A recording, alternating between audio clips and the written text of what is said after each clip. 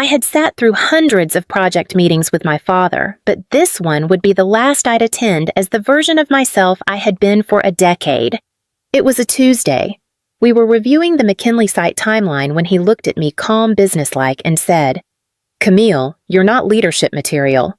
I blinked, thought I'd misheard, but he kept going. "We've officially transferred 75% of Ryden and Kobe to Colby. He'll be stepping in as managing director next quarter." No explanation, no warning, just a fact delivered with the same tone he used to announce lunch orders. I stared at the Gantt chart on the wall like it might explain something he couldn't. My chest tightened, but I didn't speak. I didn't ask why. I already knew the answer. Colby, with his bright smile and empty calendar, was visionary. I was reliable, dependable, tireless, just not inspiring. The rest of the meeting blurred. Something about reassigning client accounts, new creative direction, budget reallocations. I nodded when expected, took notes I'd never use. Afterward, I went back to my office and closed the door. The hum of the overhead light was deafening. I sat at my desk, staring at my reflection in the black computer screen. 10 years. 10 years of early mornings, late nights, skipped birthdays, missed vacations, all traded for this moment. A dismissal wrapped in a sentence. I pulled open my bottom drawer and stared at the emergency bottle of bourbon I kept there for long nights and tough calls. My hand hovered over it but didn't move. I didn't need to numb this. I needed to remember it. The sentence. The moment. The betrayal. Because the next move would be mine. My earliest memories were of crawling under my father's drafting table, the smell of sawdust clinging to his jeans as I colored on the backs of old blueprints. I knew how to read a floor plan before I could write a full sentence. While other kids played house, I reorganized imaginary job sites. By 12, I was answering phones at the front desk. By 16, I was shadowing my father during client walkthroughs, clipboard in hand, asking questions he once said made him proud. Camille's got the Ryden eye he used to brag. She sees the structure inside the chaos. I believed him. I skipped a scholarship at NYU to stay close and attend Oregon Tech, majored in construction management, graduated first in my class. Turned down 2 offers from national firms. Ryden and Comey is the legacy I told myself. Stay and build it. So I did. For 10 years, I was the first one in and the last to leave. I ran payroll, trained new hires, managed every major contract after Colby bailed on the startup scene and needed time to reset. I worked through the flu, 2 breakups, and a flood that nearly took out our records room. I was dependable, steady, invisible. Vacations became a concept. Weekends blurred into inbox catch-ups. I poured myself into the business because I believed that one day it would pour back into me. My name wasn't on the sign outside, but I thought it was etched in the foundation. Turns out I was never building a legacy. I was just holding the structure up until the real leader came along. And when he did, they handed him the keys I'd spent a decade earning. Colby came back from Austin with a half-packed duffel bag and 3 new tattoos. His startup had pivoted too late, he said, like failure was just another bullet point on an evolving resume. Our parents welcomed him with open arms, the kind usually reserved for war heroes or prodigal sons. He's got vision, my father told the team at the Monday briefing. Fresh energy, big picture thinking. No mention of the unpaid bills or the investors still calling our mother's phone. Just a second chance wrapped in charisma and potential. 2 days later, he was named Director of Strategic Growth. No job description, no defined duties. Just a glass office, a leather chair, and his nameplate on the door across from mine. Meanwhile, I was still approving subcontractor bids, writing safety protocols, managing budgets, and walking sites in steel-toed boots. Every invoice still passed through my desk. Every angry client still called me first. Colby spent his afternoons ideating. His slides were pretty full of buzzwords: disruptive alignment, customer-centric branding. I once caught him Googling what a punch list was. Still, my father beamed at every half-baked pitch. That's the kind of innovation we need. I stayed quiet, kept things running, covered for his mistakes. When a supplier almost walked over a miscommunication Colby caused, I spent 2 days repairing the damage behind the scenes. No one thanked me. Colby got a write-up in the industry newsletter. Mom said he was finally finding his lane. Dad called him a natural leader. And me, I was just the project manager who made everything work. The scaffolding they leaned on until they no longer needed the structure beneath it. I should have seen it coming, but I didn't not until the filing cabinet betrayed me. It started with a missing permit. We were prepping final paperwork for the city inspector on the Eastbrook site, and someone had misfiled the zoning approvals. Again. I headed to the back filing room myself. Ever since Colby's efficiency overhaul, nothing was where it used to be. Labels were swapped, folders, half-empty cabinets purged of logic. Half an hour in, I found a folder in the wrong drawer. Legal Confidential. Internal transfers. Not what I was looking for, but curiosity nudged me. My gut already knew before my hands flipped it open. The first page hit like a brick to the chest. Transfer of ownership. Ryden & Co. Effective March 3rd. 75% to Colby Ryden. 25% retained jointly by Gerald and Irene Ryden. No mention of me. Not as a shareholder. Not as a board member. Not even as staff acknowledgement. I flipped through all 16 pages, scanning for any clause that might explain it. Some justification. Anything. But it was clean. Deliberate. Signed. Witnessed. Final. I didn't hear Eleanor approach until her reflection appeared in the glass behind me.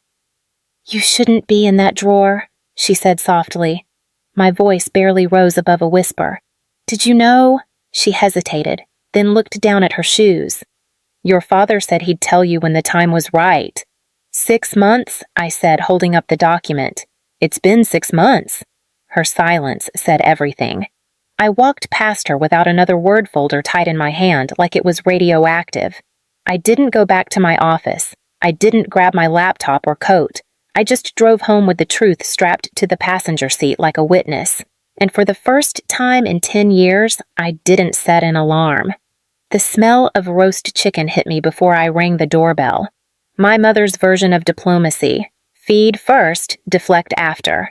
I walked in without knocking.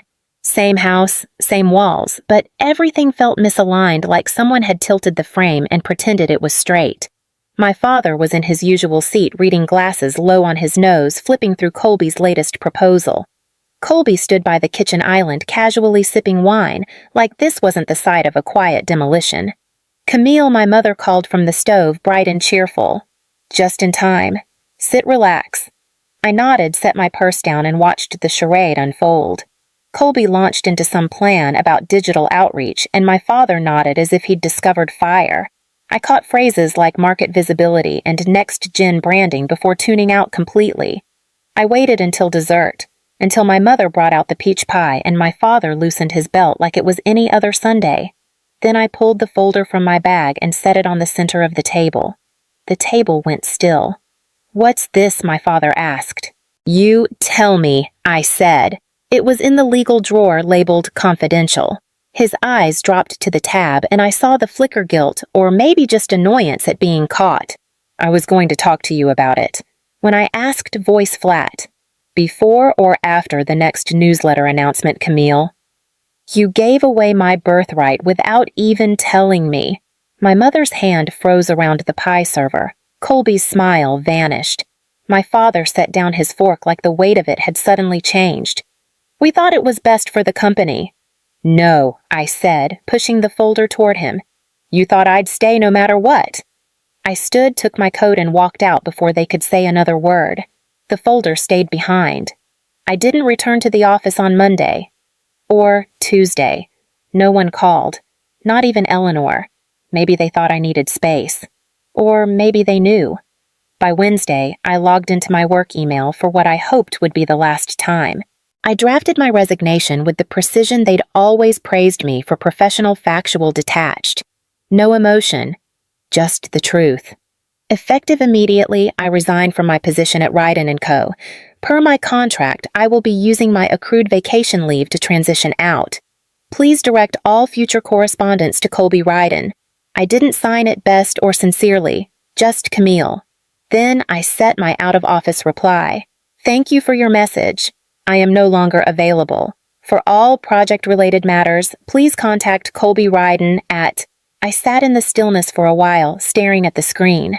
Then, I shut the laptop and slid it into my drawer. That night, I drove to the office long after everyone had gone home. The parking lot lights cast long shadows across the pavement, and I walked through the building with quiet steps like visiting a former self. I packed only what belonged to me: my notebook's framed photo of my dog from college, the small potted succulent that had somehow survived 5 years of neglect. I left the awards the office chair I picked out the monitor I'd upgraded myself. On my desk, I placed a single note centered beneath the Ryden & Company plaque. Let your leader handle it. I left my keys in a plain envelope marked HR. No signature, no closure. When I walked out the front doors, I didn't look back. But I knew they'd look for me the moment things started to fall apart. By the 4th day, the emails started. A junior project coordinator forwarded me a message chain with the subject line, "Urgent. Anderson invoice rejected." I read it, then archived it. I wasn't their safety net anymore. The voicemail from Grant's assistant came next. "Hi, Camille. Sorry to bother you. Mr. Grant was hoping to clarify a few line items on the site budget he said you'd know. Could you give him a quick call when you're free?" I wasn't free. I was done. By the end of the week, word began to circulate. The Anderson contract was at risk. Maxwell Grant was frustrated. Site staff were missing instructions. Invoices were backlogged. Colby had called an emergency meeting that turned into a 4-hour spiral with no action plan. And still, I stayed silent. I deleted each new message as it came, every ping a reminder that they'd built a castle with no architect. I didn't need to sabotage anything. All I had to do was nothing. That's what made it poetic. Maxwell finally called my personal number on Saturday evening. His voice was clipped but polite. "Camille, I've worked with your family for almost a decade, and this is the first time I've considered walking away. You've always been the reason I stayed. I'd like to understand what's happening." I listened to the voicemail twice, then put my phone on silent. Later that night, another call came. My father.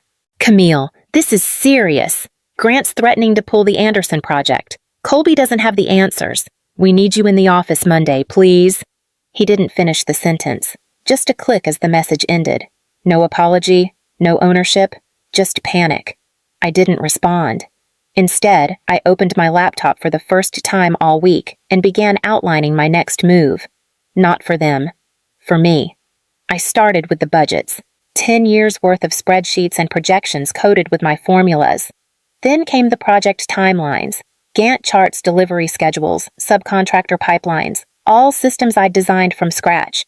Next, the client files. Not the contracts, but the invisible layer underneath: preferences, pain points, birthdays, kids' names, how to approach each meeting, the kind of intelligence no software could replicate. By the end of the weekend, I had 20 pages, a portfolio that mapped the muscle memory of Ryden & Co., built quietly behind the scenes. I labeled it Operational Legacy Camille Ryden. I didn't include any proprietary company data, just proof. Pure, undeniable proof. Monday morning, I met with Ashland & Price, our old rival across town. Their managing partner, Lillian Song, greeted me like I was already part of the team. "We've followed your work for years," she said, flipping through the printout of my summary portfolio. "Frankly, I'm surprised you stayed as long as you did." I didn't answer. I didn't need to.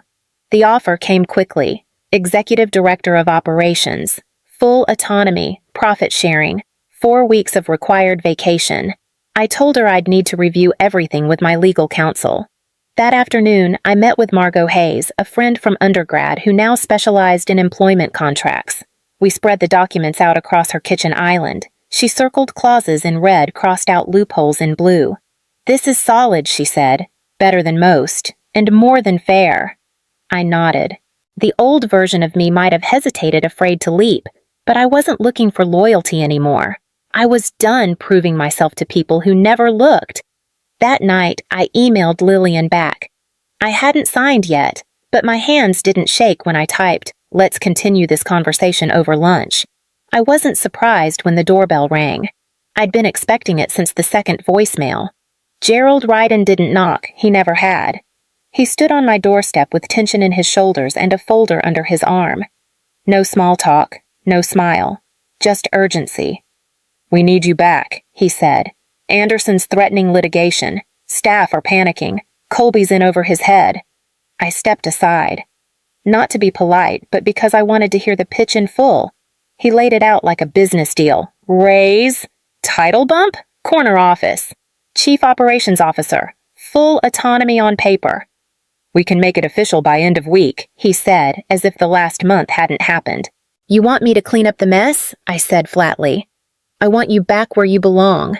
I leaned against the counter, arms folded. "All right, here's what I want." He blinked. 40% ownership, board seat, binding vote rights, and a maximum 45-hour work week in writing. If I'm building this thing, I'm not dying for it. He stared at me like I'd spoken a different language. "That's unreasonable." "No," I said. "What was unreasonable was asking me to run your company without a seat at the table. I'm not doing that again. You'd risk everything over a number." I shook my head. "I'm not risking anything." "You are." He didn't argue, just stood there wrestling with a reality that no longer bent to his will. "You have 2 days," I said. "After that, the offer from Ashland and Price goes to signature." He didn't speak again, just gathered his folder and walked to the door like someone who realized the game had changed. And this time, I was the one setting the rules. The Riverfront Grill was neutral ground, public enough to stay civil, quiet enough for legal documents. I arrived at noon sharp. They were already seated. Harold Peterson, our family attorney, opened his leather folder when I sat down, but I held up a hand. "Before we start," Colby said, eyes on me, "I owe you an apology." He didn't dress it up. No excuses. Just a soft, honest tone I hadn't heard in years. "I'm in over my head, Camille. You made it look easy. I thought I could fake it. I can't." My mother, hands folded in her lap, looked up. "We should have included you. We thought you'd understand. But we were wrong." Then my father cleared his throat, the last holdout in a crumbling wall. "I assumed you'd always be there," he said, voice low. "That was my mistake." I didn't smile. I didn't flinch. "Here's what I need," I said. 35% ownership transferred from Colby. Equal vote on all board decisions. Co-leadership structure operations for me, creative for him. And a maximum 45-hour workweek policy for all executives formalized in writing. Harold nodded and slid the draft agreement across the table. "Those terms are reflected here." I read every line twice. No emotion, just clarity. When I was done, I signed. Then Colby, my mother. Finally, my father. The pen left a strange silence in its wake, but it wasn't awkward. It was settled. We all knew the roles now, and mine finally had weight. Exactly 1 month later, I walked back through the doors of Ryden & Co. Not as the fallback, not as the fixer, but as chief operating officer and co-owner. Colby had already moved offices. Mine was newly renovated, no corner window, no ego, just what I needed. A space that functioned, a space that was mine. I restructured our weekly ops meetings, re-established chain of command protocols, and delegated appropriately. Within 3 weeks, client response times improved, project overruns dropped by half, and staff turnover slowed. We didn't need miracles. We just needed systems and someone to make them work. Colby, to his credit, stayed in his lane. He thrived in front of clients, pitching ideas, hosting site visits, building relationships. He even asked for help when he didn't know something. That alone told me everything had shifted. I left the office at 5:30, not midnight, joined a gym, started sleeping again, had my first Saturday off in years. I even said yes to dinner with Malcolm, the environmental consultant I used to cancel on 5 times a quarter. The board meetings changed too. They listened when I spoke, asked for updates, waited for my vote. At the end of one meeting after the room cleared out, my father lingered behind. He didn't look up when he said it, but the words were clear. "You were always the leader. I just couldn't see it." I didn't say thank you. I just nodded. Then packed my binder, stood tall, and walked out ready for the next project.